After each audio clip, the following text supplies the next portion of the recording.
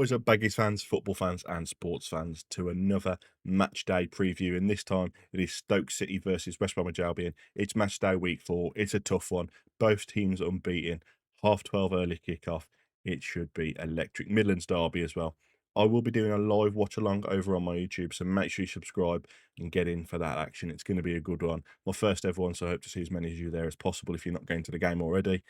For this video, let's aim for 40 likes. Leave a comment, let me know your thoughts on the game, who you think is going to be the star man, who you think's going to be the big scorers in it, who's going to win. Let me know. Also, subscribe. We are well on our way to 600 subscribers, and obviously the big 1K, which I'd love to hit before the end of the year. So make sure you subscribe and hit that bell notification. And let's set the scene. So here we are, as I said, round 4 of the Championship season. Both teams have come into this one unbeaten. Stoke City is sitting top of the table with 3 wins out of 3. They have looked absolutely electric. They've scored 8 goals, conceded 2. And we just sit just in 4th, 2 points off them, obviously drawing last week against Portsmouth, which I won't go too much into. But it's 2 very, very capable sides. And this is really going to be a test for both of them to see who can really sustain that promotion push. Bet365, as I said, is always a tough place. And a 12:30 kickoff, it's going to be electric. It's going to be awesome. Looking forward to it. I hope you guys are too. Let's talk about Stoke then. What a turnaround Mark Robins has had. Last season, they looked nailed on for relegation. They were in and around it and struggling very, very, very badly towards the end of the season. Luckily, they managed to turn it around and pull away a little bit. But concerns going into this season was, are they going to be in that relegation battle again? And Mark Robins seems to have finally answered the call, and they look very much like a team that's going to be in and around the playoffs. The teams that they've put to sword already have been very good sides as well, and they haven't done it by scraping by teams. They've done it quite emphatically as well in some games. And Sorba Thomas is looking like an absolute signing for them. Wow, he's been absolutely unreal. Consistency, creativity down that wing, always asking questions of the defence. And the goal he scored the weekend absolutely epitomises how he does. Last man from literally from a goalkeeper throw in, run through and scored, slotted it home. Fantastic. And Albion fans, who can remember what he did at Huddersfield on that corner? Played to him on the edge of the box and he bent it into that top corner.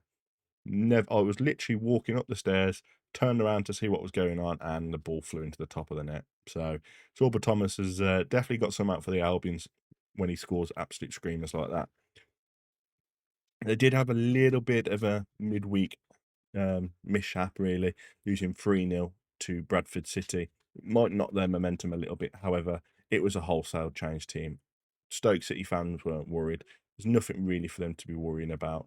Obviously, their full squad's going to be rested, as is ours for the weekend. And talking about us, we have been unbeaten as well. Obviously, sitting on 7 points. That poor, poor draw at Portsmouth, where we really should have nicked all 3 points. We're looking like a very good team under Mason, and I do think it will continue. Obviously, Mason's not going to be on the touchline, needing to serve his 1-match ban from the weekend. But look at Isaac Price; he looking like an absolute player for us. 3 goals already this season. He's starting on fire and looks like the main man to help us going forward. Hopefully, he can find the pockets of space and create something against a very, very tough Stoke side, who personally I think have got one of the best keepers in the league in Johansson. I do think he's one of those keepers that can pull off a worldie. He's doing a really good job for him. Obviously, the news on Thursday with potentially 3 players going out, it didn't look very good for us. Hopefully, by the Stoke game, or we'll have some form of team plan for it, because it looks like we're going to lose 3 very key players and almost lose our complete right flank in time for Stoke, which is not good, not what you want. Historically, this fixture has usually been very tight and dramatic. In the last 5 league meetings, there's been 1 win each and 3 draws. It's been a very, very tight game between us at Stoke. And it always is, even when they come to the Hawthorns.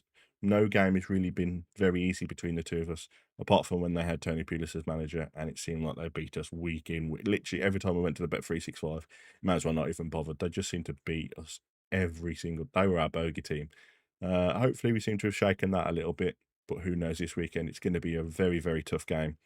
Some key battles, obviously, Sorba Thomas versus our fullbacks, whoever we're playing at fullback, whether it's Campbell, whether we go to a free back, whether we give Alex Williams the nod after his Derby performance. Who knows?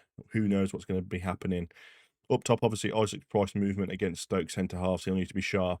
but even gets half a chance, he's shown he can take it. And I do think Hegibo again is going to cause some real problems. It's just who we're going to play in the wings and who's going to be man for us. I think Madja might possibly drop into that 10 role, and Price might go out on the right, and then Johnson on the left. And that could be a very good team for us. And obviously, you got the midfield. Whoever dominates the midfield in this game and the tempo is going to be the one to tilt the game in their favour. I'd like to see Collier being given that chance in that midfield role. Do think he could possibly boss the midfield for us and have a very, very good game. A lot of the pundits are going with both teams to score. Stoke are the favourites, obviously, because they have that perfect record.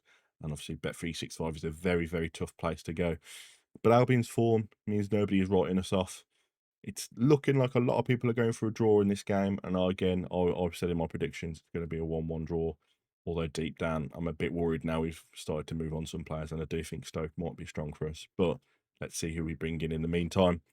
It's going to be a tough game. We all know it. We all know that Stoke aren't going to roll over for us like they have done previous years. It's going to be very, very, very, very tough. And it always seems to be very cold in the Bet365 stadium. It could be 30, 40 degrees outside the stadium, and you walk through those gates and it's like -10. Who knows where that comes from? So what do you guys think? Is it going to be, 3 points coming back to the Midlands, the Albion way? Is it going to be 3 points to the Potters? Is it going to be a draw? Saturday, 12:30 kick-off of the Bet365 stadium, 2 unbeaten sides, local rivalry, promotion credentials being tested early on, and goals almost guaranteed. And remember, I'll be live on YouTube doing a full watch-along, so if you want that instant reaction, live discussion, and a bit of Albion passion mixed in with some honest football chat, make sure you come join me, grab your brew, settle in for the early kick-off, and let's see what this Bromwich brings. And I'll catch you all in the next episode. Bye-bye, guys.